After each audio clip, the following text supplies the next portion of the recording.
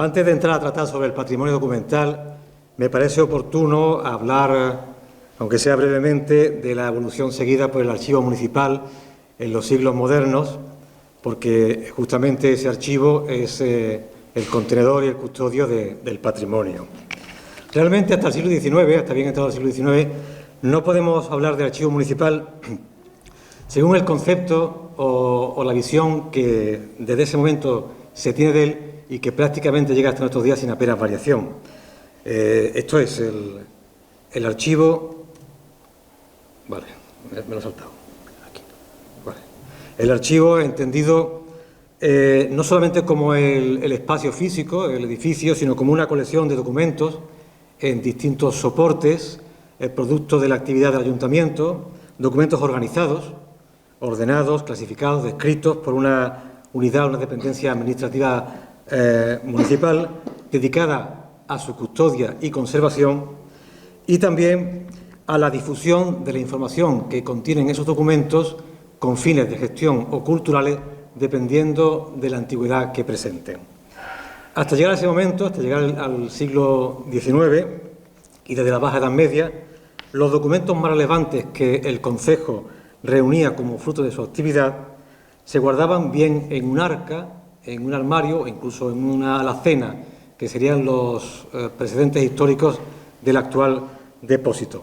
En el caso del arca, al tratarse de un elemento portátil, se solía trasladar de un lugar a otro dependiendo del sitio donde se llevasen a cabo las reuniones de cabildo. Será bajo el reinado de los Reyes Católicos cuando se inste a los municipios a que cuenten con un espacio fijo destinado específicamente a casa de ayuntamiento. En dicho espacio habrían de juntarse, de reunirse, de ayuntarse los miembros del cabildo para deliberar y decidir acerca de diferentes cuestiones relativas a la gobernanza. E igualmente, en ese sitio habría de ubicarse dentro de él, en un entorno seguro, lo que en los textos de la época se empieza a nombrar como Arca de las Tres Llaves, así llamada por ser tres los oficios, solía ser el corregidor, el regidor y el escribano de cabildo, encargados de supervisar tanto la apertura como el cierre de dicho arca. Y también se llama el archivo en esa época archivo de los privilegios, es decir, el lugar donde guardar y tener siempre a mano tanto los documentos remitidos al concejo por autoridades supralocales, chancillerías, audiencias, consejos con S, como los generados por la actividad de aquel. En lo que hace a la Villa de Palma, una de las primeras alusiones al archivo de Cabildo, una de ellas, con total seguridad las hay anteriores, data de 1641, exactamente en el acta de la sesión capitular de 22 de noviembre de ese año se anota: trájose un traslado para que este cabildo tenga los 3 tomos y libros de la nueva recopilación, y en virtud de dicho traslado se trajeron los dichos 3 libros y se acordó se pongan en el archivo de cabildo donde estén de manifiesto para su consulta. Este tipo de referencia en el siglo XVIII pues de alguna forma van a aumentar de forma considerable, y es en ese siglo cuando empieza a citarse en la documentación el archivo como archivo del común o archivo de la villa. Aumenta la importancia del archivo al tiempo que lo hace, o sea, la importancia conseguida del archivo en el marco de la nueva estructura burocrática implantada por la monarquía borbónica. Como consecuencia de ello, de esa importancia que se da al archivo, se incrementará la legislación en materia de control y conservación documental. En esa línea, el regimiento palmeño adopta varios acuerdos en orden a los documentos que debían ser depositados en el archivo municipal y a mejorar la capacidad y condiciones que debía reunir el espacio destinado a este. Por ejemplo, en 1746 se aprueba que los escribanos del concejo, una vez cesen en el cargo, hagan inventario de todos sus papeles y segreguen los que correspondan al archivo del común, a fin de evitar su dispersión. 2 décadas más tarde, a mediados de 1767, y motivado precisamente por la acumulación de documentos producidos, recibidos y reintegrados en ese intervalo de tiempo, el ayuntamiento aprueba destinar la cantidad de 750 reales a la ejecución así lo dicen los documentos, de un nuevo archivo de la villa de Palma, por cuanto el actual, que era una alacena empotrada en la pared, padecía mucho daño de humedades y ratones. El resultado de este desembolso será un armario rematado con las armas de la villa, colocado en la sala capitular y también con 3 cerraduras, el mismo tipo de sistema de seguridad que ya vimos al hablar del arca de las 3 llaves. Bueno, hecho este rapidísimo recorrido por la evolución del archivo durante la Edad Moderna, en fin, no me quiero detener en el papel, en la importancia del papel que juega el archivo en muchas otras cuestiones, sino que el objetivo de esta ponencia es otro, es abordar un asunto de naturaleza puramente archivística, como es la selección y clasificación de los principales tipos documentales fechados en los siglos modernos con los que el usuario del archivo, sea investigador o no, puede encontrarse y que constituyen, obviamente, su rico e interesante patrimonio. El historiador sevillano Antonio Domínguez Ortiz, al observar la ingente cantidad de documentos que para el estudio de la Edad Moderna se podían y se pueden consultar en nuestros archivos, declaraba: «Es un depósito inagotable donde no hay más que llegar y coger a manos llenas», pero advertía: «La dificultad no está tanto en la posibilidad de encontrar nuevos datos, sino en elegir y agrupar los más característicos». Pues bien, lo mismo puede decirse de las unidades documentales que contienen esos datos. Son tantas y tan variadas que si no partimos de una clasificación en base a la información que proporcionan los diferentes instrumentos de descripción, guías, inventarios, catálogos, lo más probable es que nos perdamos entre la masa documental. Con esta ponencia lo que pretendo es, por tanto, como no dispongo del tiempo necesario para hablar de todos los tipos documentales que hay, no creo que haya lugar a estas horas, voy a hablar rápidamente de lo que sería una clasificación orgánica y funcional de las principales de cuantas unidades componen las secciones y series del Fondo Histórico Municipal para los siglos XVI al XVIII. Hablamos, por tanto, de una clasificación orgánica y de una clasificación funcional. La orgánica, de acuerdo con el principio de procedencia, se establece a partir de si los documentos son intitulados y expedidos por el Consejo, por el Ayuntamiento. En ese caso hablaríamos, siguiendo la terminología propuesta por Fernando Pino Rebolledo, de documentos endógenos, es decir, documentos internos, documentos creados dentro del Consejo, diferenciándolos de aquellos otros que el mismo autor denomina documentos exógenos, es decir, creados fuera del Consejo y remitidos a este. Son documentos que remite el señor, por ejemplo, en el caso de documentos de territorios bajo jurisdicción señorial, como es el caso de Palma, la Iglesia, los órganos de administración de la monarquía, cualquier particular. En este caso, como digo, hablamos de documentos exógenos, en cuya generación el municipio no tiene responsabilidad alguna, sino que se limita a ejercer como mero receptor, gestor o garante del cumplimiento de los mandatos o resoluciones que en ellos se contengan. Son documentos endógenos, por tanto, los que resultan de la actividad interna del Consejo, de los órganos consejiles, es decir, los documentos de gestión, ordenanzas, reglamentos, actas capitulares, libros de mayordomía o tesorería, libros de cuentas del depósito, y también aquellos otros documentos denominados documentos de relación, compuestos para ser dirigidos por esos mismos órganos a instancias ajenas a él, ya sea destinatario del conjunto de la población, un particular o particulares o una institución. Algunos tratados de archivística sitúan estos documentos de relación bajo el epígrafe genérico de cartas del Concejo. Infinidad. Memoriales, libramientos, certificaciones, mandamientos, pregones y todo tipo de cartas. De poder, de judía, de jurisdicción, en fin. Una amplísima variedad de tipos documentales diferenciados entre sí,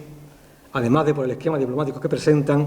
según hayan sido expedidos por el corregidor, por los regidores o por cualquier oficial, ya sea el escribano, el mayordomo, el procurador, etc. Bueno, como ejemplo he puesto una ordenanza del año 1612 sobre gitanos. En cuanto a los documentos exógenos, encontraríamos, por una parte, las peticiones, o mejor dicho, las súplicas, sería el término correcto, elevadas por los vecinos a la autoridad municipal, solicitando su intervención en la resolución de asuntos de diversa índole. O también, como ya apuntábamos, los documentos remitidos en lo relativo a Palma por la Secretaría del Conde o por el Conde mismo, y por otra, los documentos englobados dentro de la expresión diplomas del Consejo, así denominados por la categoría, por el nivel jerárquico de la persona u organismo que los intitula, firma o expide, sea el rey, sean los consejos, sea la Chancillería, la audiencia, etc. Al igual que hemos visto, al hablar de las cartas del Consejo, la lista de estos diplomas es similar a aquella en extensión. Ciñéndonos al archivo municipal palmeño y al periodo que nos ocupa, podemos destacar como unidades de esta naturaleza presentes en él la Real Provisión, la Real Cédula, la Pragmática Real y la Real Orden. De entre ellas, las dos primeras, la Real Provisión y la Real Cédula, son sin duda los documentos más usados por la Cancillería Real y también los que tuvieron más distribución desde finales del siglo XV, gracias sobre todo a su distribución en múltiples copias impresas, gracias a la imprenta. Bueno, no voy a detenerme en cada uno de ellos y voy a pasar, si os parece bien, a lo siguiente. Bueno, aquí traigo un par de ejemplos de documentos exógenos. Uno es la parte final, el escatocolo, de un nombramiento por el duque de Híjar de un alguacil mayor del año 1781 y también la cubierta de un cuadernillo que incluía una Real Cédula de 1787 sobre los peligros de conducir con los carros dentro de las poblaciones, de la época de Carlos III. Eso sería la clasificación orgánica. Luego otra posible clasificación del patrimonio documental es la clasificación funcional, que atiende principalmente al elemento funcional, bastante más estable que el orgánico, por cuanto mientras que la estructura institucional del ayuntamiento moderno conoció modificaciones con el paso del tiempo, las competencias, las funciones que normativamente se le atribuyeron, de gobierno, económicas, hacendísticas, apenas variaron. Tales funciones dan lugar a las secciones y series que forman la armazón del Fondo Histórico Municipal, pudiéndose hablar de series permanentes y de documentación seriada no permanente. Esta última, de carácter intermitente, confirma la presencia de situaciones coyunturales, como podían ser pleitos territoriales, levas extraordinarias. Yo me voy a detener únicamente en algunas de las primeras de las series permanentes y indicando las competencias municipales que las origina, o sea, gobierno, justicia, abastos, hacienda, población. Por tanto, las series documentales permanentes son las integradas por unidades, tanto sueltos como expedientes, datadas prácticamente sin solución de continuidad, sin interrupción, desde el siglo XV hasta bien entrado el siglo XVI y en algunos casos hasta nuestros días. Se trata de series cuya denominación puede variar ligeramente, pero no así la actividad de la que derivan. He dicho gobierno, control de la población, justicia, abastos, hacienda. Dentro de la sección Gobierno destaca la serie compuesta por las muchas ordenanzas que desde el Bajo Medievo han regulado la vida local en los aspectos más diversos, destacando de entre ellas la de carácter fiscal o las destinadas al mantenimiento del orden público. Por otro lado, las series más específicamente relacionadas con la población, con el control de la población, encontraríamos, por ejemplo, las cartas de vecindad o los padrones los padrones vecindarios. Por las primeras se acredita la residencia de una persona en un lugar determinado y mientras que el padrón supone, como sabemos, el registro individualizado de cada vecino y de las personas a su cargo con fines fiscales, militares, electorales, etc. En lo referente a la documentación de naturaleza judicial, las series de expedientes a que dan lugar tales documentos resultan de la intervención del Concejo, por ejemplo, en los juicios de residencia practicados al corregidor saliente